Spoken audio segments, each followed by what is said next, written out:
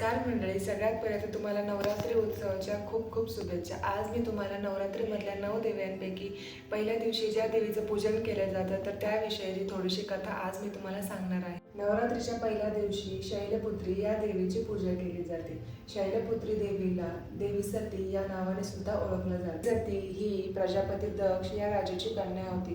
त्यांनी आपल्या वडिलांच्या विरोधामध्ये जाऊन भगवान शंकर यांच्याशी विवाह केला होता। त्यानंतर प्रजापती दक्ष यांनी मोठा यज्ञ करायचं ठरवलं आणि त्या यज्ञामध्ये सर्व देवी देवतांना आमंत्रण दिले गेले होते। पण भगवान शंकर यांना आमंत्रण दिले गेले नव्हते। परंतु आपल्याला आमंत्रण मिळाले नाही म्हणून यज्ञाला जायचे नाही आणि तिथे गेल्यानंतर देवी सती हीच अहितच होणार हे शिवशंकरांना माहीतच होतं।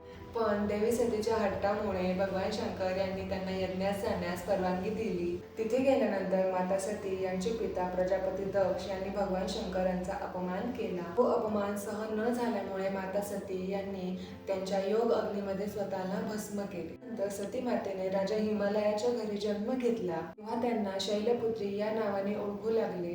शैलपुत्री या नावाचा अर्थ असा आहे की हिमालयाची कन्या। शैलपुत्री देवीचं वाहन बैल असून त्यांच्या उजव्या हातामध्ये त्रिशूळ आणि डाव्या हातामध्ये कमळाचं फूल आहे।